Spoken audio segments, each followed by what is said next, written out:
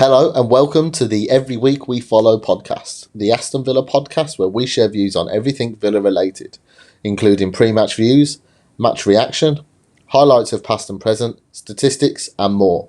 My name is Sam Rayworth, editor of the website. I have with me Glenn Goodwin, writer for Every Week We Follow, and Villa season ticket holders and away game regulars Willem Rayworth and Reece Lloyd. Kicking us off, obviously we've got to go back a week in time, so excuse our memories, but Aston Villa against Spurs. I think I can just about remember the score. It was 2-1, wasn't it? I think It was 2-1. I think it was, I was supposed to say the scoreline, but I forgot. I think from what I can remember, it just wasn't as polished as what we were really liked. So I think we started really well, pressing from the front. You know, looked really like we were getting them really high at the pitch, and they weren't having much chances. And then after the first 5-10 minutes, it was just like we didn't have a midfield. We lost all this kind of shape. We didn't have any kind of organisation, no structure to us, and they were just getting through us like a hot knife through butter. That's great. That's excellent. That's a great little. I love that. Thank you.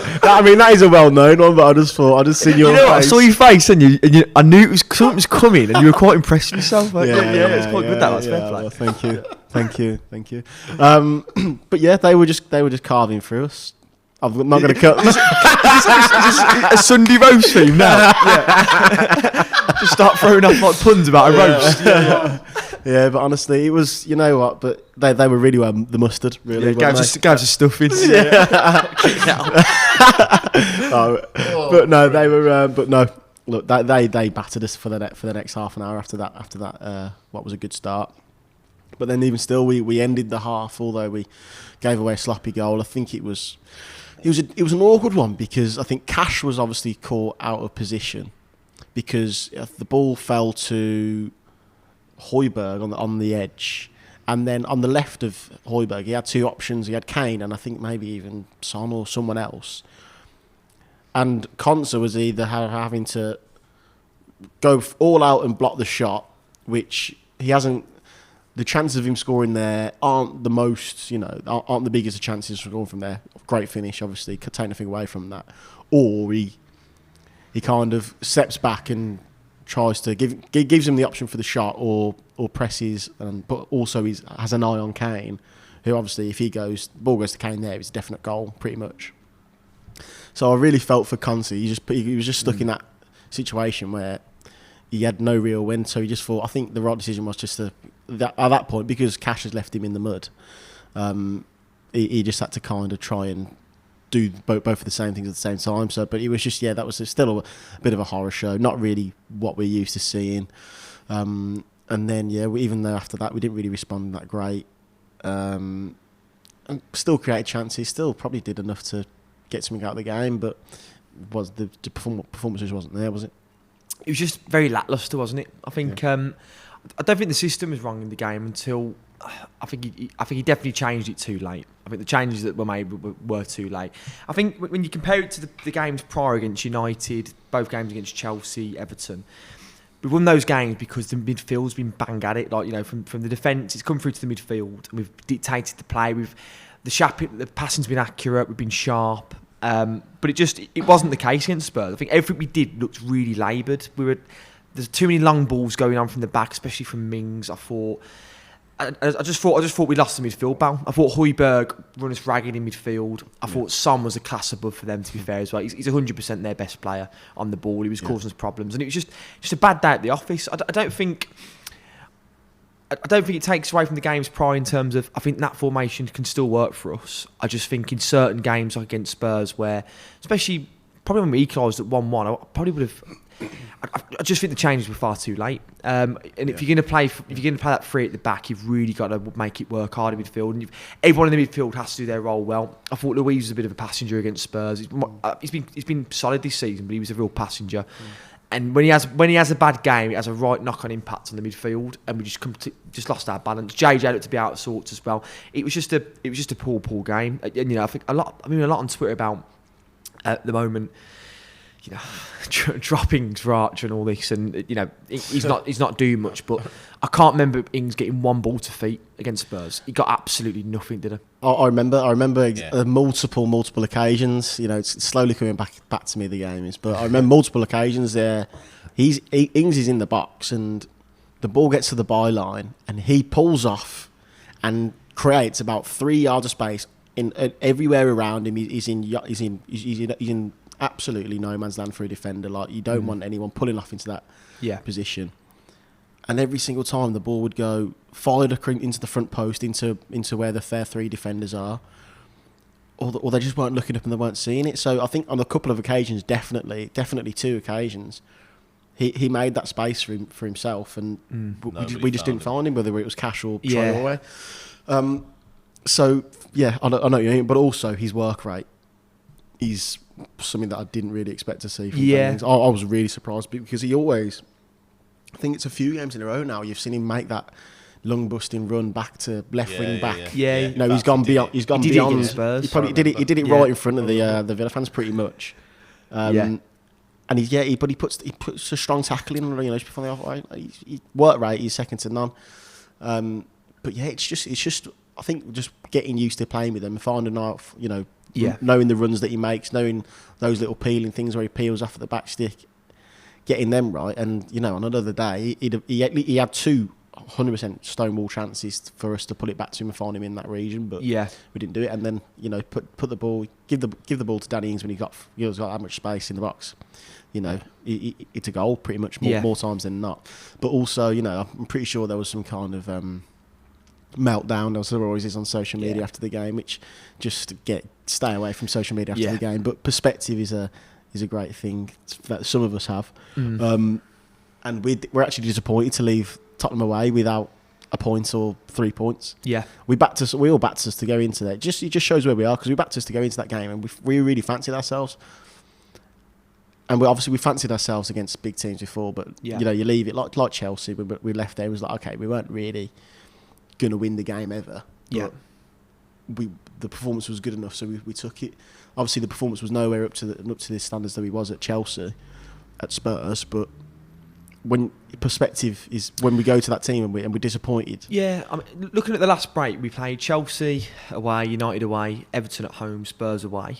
Got 6 points, which for me is a decent return. You know, it's not you know, groundbreaking, but it's certainly not. It's not bad, is it? You know, some tough games there. And I think in all the games we played bar Spurs, I think we were.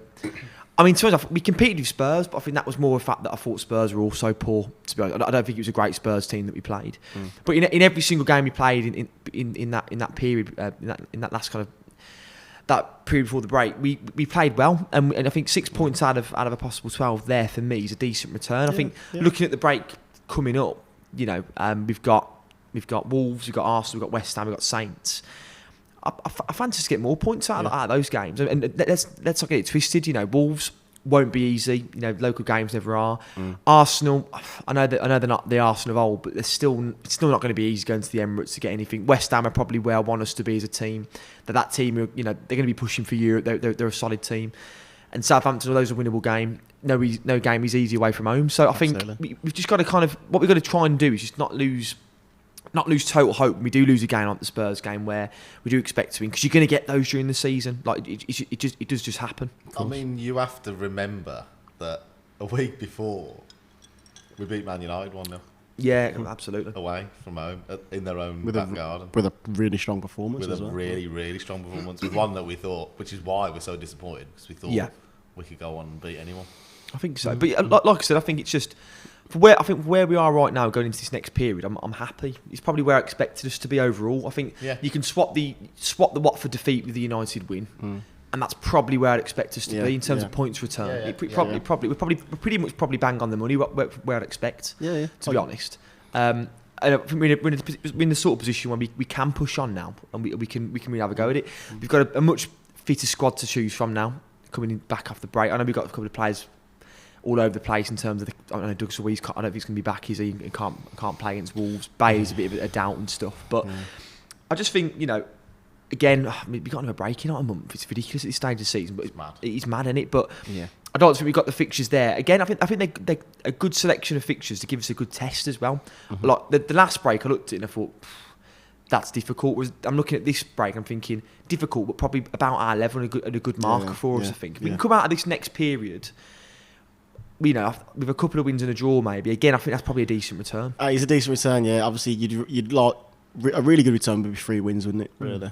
Well, you'd think if we got that, we'd be 8th, 7th. You think so? That's to start the season off the way we are when we just lost our best player. Yeah, but we are good enough. We are good enough to have 3 wins out of that. We're definitely good enough, on paper and from the performances that we've seen this season. We're 100%. We're definitely good enough to get 9 points out of those games.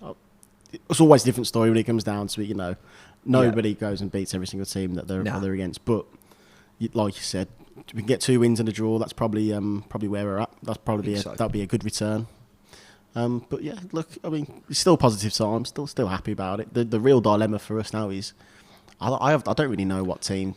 I haven't really given it too much thought, but I don't really know what team. I mean, is Ramsey going to be dropped a little bit deeper? Emi Buendia in the hole, maybe Emi on the right, but Bertram on the. But I mean, does Ramsey drop a deeper if Luiz can't play? I'm not sure when their fixture is. What, Brazil? Yeah. All I know is I think it's flying back. Apparently, I don't think he's even played, has he? And he's not going to play either. It's ridiculous, isn't it? If he hasn't played, then if he gets back 24 hours before the game, and he can have a night's sleep in. He said he's not. If I'm not selected for that last game, I'll just get a flight home. Yeah, there's no point being there. It's just pathetic, isn't it? Yeah.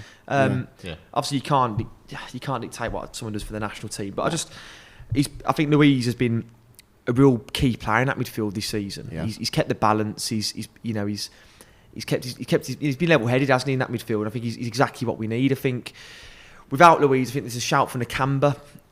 We know his limitations, but when Nakamba is on it, he can be a good addition to the team. He's a 50-50 in these performances that he brings out, isn't he? He's either going to give you a stinker, he's going to pass the ball to the opposition. He's usually good when he comes in. Yeah. It's his second game that's the issue.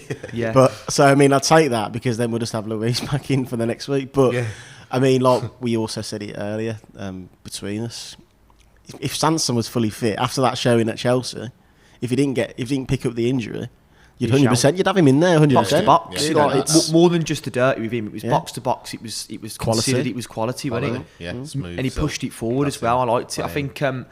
I mean, the main dilemma you could argue is up top, but I think he will go 3-5-2 again. I think that will happen. I think your big dilemma is do you play House or Twanzebe? After the Spurs performance, I'd be tempted to put Twanzebe back in. Yeah. I think you had to play House after that United performance. You had no choice. No, I think I'll stick with House. To be Would fair. you? Yeah. I just think I just think with Twanzebe, I think he's a better defender for me. I think he's more of a footballer than House. I think House in the air really, he's like I said, he's best defender at the club in that sense. Yeah. But I think if you're looking at your strongest 11 and you're playing that back three, I think it does consist of Mings, Konza, and Twanzebe for me. They are a more of a they play their football on the ground. Wolves as well. I've heard this season they've tried to play good football. Yeah, I've watched much of them, yeah. but I've heard a lot from they've not been getting the results they deserve apparently because they're trying to play the good football. Well, they've averaged about 17 shots a game. Have they? Well, if they're playing it on the floor, then yeah, obviously, like you'd say, Axel's probably your better choice. But obviously, yeah, like you said, how's his monster in the air? But I didn't think I wasn't, didn't have it wrong. I didn't think he was that bad. He was bad against Spurs. I would personally, I'd keep him in there. I don't think that's. Maybe you want him in there for the goal though, because you're also changing. If Luiz can't play, you're changing someone out midfield, and then there's so many changes you want to make. You don't really want to mix it up too much. Although we are off the back of a international break, so it does change things slightly. But I don't really know what we can do. Bailey won't be fit to start. I'm not even sure if he's trained, so I'm not even sure if he's going to be in the squad. Buendia is obviously going to be fit. I'd expect him to play. But where though? That's the question. In your midfield, I don't know if he's a cam. I say that when I watch him a handful of times, but I think he almost gets stuck with the ball in the centre. I think he's better off on the inside. Any from what I've watched, and we don't play with that, do we? Yeah. That's your wing backs, isn't it? Yeah, I mean I do like the look of him off the right, but then obviously if we're starting with Bertrand, then maybe, and he is right-footed as well, isn't I believe, Buendia. So maybe he's an option off the left, and then. But then it's who gets in the hole, who plays in the who's the deep in play next to begin if Louise isn't there. I should have come prepared because I'm saying on this, I haven't even given it much thought, and the reason why I haven't is because every time I think about it, I just deliberate for myself and I change my mind. Yeah, it's a difficult. It's the first time in years where I've looked at the team and think we've actually got too much quality. I don't know what to do. Usually that we've got that much of an average squad, it's easy to pick, but at the moment it's like, do you drop a forward man in Ings or Watkins and play with two wide players, or it's really difficult. Well, I mean that's I'm talking about playing Bertrand on the right, but that means that we're going to a back four basically, isn't it? Because you've got two wing backs. I mean, for me, what I'd love to see, and it's a bit Football Manager-esque and a bit gung-ho. I'd love to see a front four of Ings, Watkins, Buendia and Bailey. I think that would be, for me. The thing is, you can. It is a bit gung-ho, like you say, but it can be done from the 4-4-2 that I've been crying out with. That's basically that's what it is. Yeah. But I feel like I'd like to see Watkins playing as almost like the inside forward a bit, because I know he did it. I know you can't push a player who's just scored how many goals last season out wide. I do get that, but in that system, he did it at Brentford. He was quality. Yeah, it's a debate, isn't it? And this is why we're doing a podcast, so we're not in the dugout, innit? Really. Yeah. Because we don't actually have to make the decision, and we haven't even thought about it. Either. Dean Smith thinks about this every single day. I've just turned up and just not even thought about it. But good headache though. It's a good headache to have, and whatever lineup we do play, we do go far at the back, three at the back, whatever you want to call it, or we go forward at the back. I trust his decision. To be honest, 3 years now since he's been at the club. 3 years. 3 years. Congratulations, Dean. Congratulations. 3 years of the PE teacher, as Reece called him. When we appointed him and said, who's that PE teacher from Perry Bar? Outrageous funny. I really didn't want him. I don't mind saying I did not want Dean Smith in the slightest. I remember looking at the candidates and I kept on saying, that Dean Smith, how's he even got in a sniff managing Villa? God, I've never been so wrong. To be fair, I was never, up until the moment that we'd appointed him, I wasn't really fully on board with it myself, to be honest. But then we appointed him, and then it kind of came round to in my head, like, okay, you know what? He's a proper coach with proper investment under the owners that we had, and obviously he's going to get the best out of the players that we have as well. I'm all for it. So it only struck to me pretty much just before and straight after that we appointed him. I was on board with it. Yeah, we nearly had Thierry Henry, mate. Oh, we did. We always had Thierry Henry. Thierry Henry, yeah. Christ almighty, I forgot about that. Yeah. We dodged a bullet there. He's been terrible wherever he's gone, hasn't he? Did he go to Monaco straight after us and just didn't win a game? He was terrible, wasn't he? With Monaco. Yeah. But look, I mean, looking at the last 3 years, in our lifetimes, I've been going down the Villa since 2003. I've not seen us improve this drastically in that short space of time. No way. No. We were like bottom half Championship, and now we're competing comfortably in the Premier League in the space of 3 years. It's great to see, and that's why again sometimes you have to understand we're a big club, massive club, and we should be. This is where Villa should be as a club, minimum. Yeah. We shouldn't be in relegation. But this is like top half is where Villa should be at absolute minimum. Yeah. But you got to look back where we've come from the last few years, and to be having these headaches at this early stage. We're well ahead of plan. Yeah. You can give it. Or however, I understand why people people do want success. I totally get it, and I think it will come. I just think we just got to be patient, and that's why. I don't really get nervous for team sheets now. Like we're deliberating. In the past, I'd be like, God, I hope he doesn't play him. Like be in the pub before, you'd be like, please don't play him. And now I'm like, play whoever you want. There is nobody. Yeah. There is nobody that I wouldn't. I mean, obviously, other than El Ghazi. I'll bring him back. Yeah. Other than El Ghazi, there's no one I look at now and think I don't want him in the starting 11. If you played Traore, crack on. Like I'm quite happy for him to mix and match. Even actually young, I wouldn't. He's not going to, but yeah, that's right. Because you know what? Because we've got footballers across the pitch now, rather than we haven't got a journeyman. We haven't got a Jedinak, who isn't great on the ball. We haven't got a Brett Holman. Yeah, like we were saying before. And I mean, we've got El Ghazi. Obviously, he can still play football, but he's just we know exactly what he's about. We know that he doesn't really take players on. We know he's very one-dimensional. Undeniable quality within the 3 touches that he has. If he gets it and whips it and does whatever, but he's too. We're way past. We're way past that. We've outgrew that kind of thing. He doesn't really fit into the mould of the squad that we've got. Who was very fluid, can do many different positions, pressing. And he's exactly exactly what kind of a Dean Smith player is. Imagine where we were 3 years ago. And we had like literally Albert Steve Adoma. Bruce's robotics squad that well, could only walk forwards and backwards. Yeah. You do things when you kind of you forget that when you've got a manager like that and you're watching the football week in week out, you convince yourself that is it actually that bad because you're not used to anything else. Yeah. And then when you look back and you think, Christ, that was Yeah. bad, wasn't it? It was. It was Yeah, it was. dire at stages. We It had- was dire at stages. I think Bruce's last season we really. Fair enough. Fair. The season before, I thought we played some decent stuff at times. I think we outplayed teams due to quality of player. Like we had in the Championship, we had James Chester, John Terry, Lewis Grab, and Snodgrass. That team should have won the league. Yeah. You look Without back, a doubt. without a doubt. And then, I mean, those players that you just didn't really enjoy watching. Like you didn't enjoy watching Albert Adoma.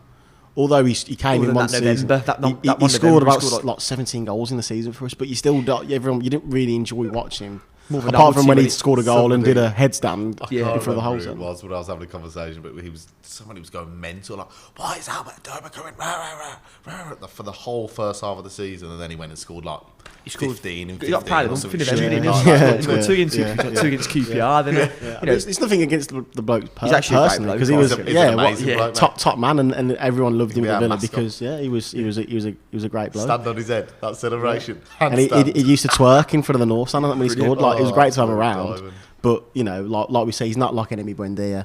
He's not a Leon Bailey. He's not an exciting player that can do many things with the football. They're not gifted players. Codger was good fun to watch, wasn't he? Like in the Championship. Scott Hogan was the worst thing I've ever seen play in a Villa shirt.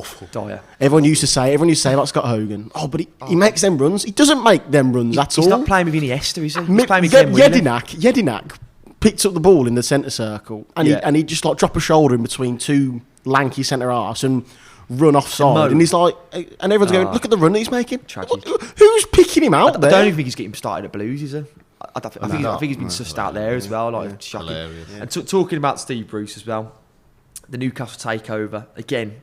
Another social media thing. Well, first things first. £8 million he's going to get for that.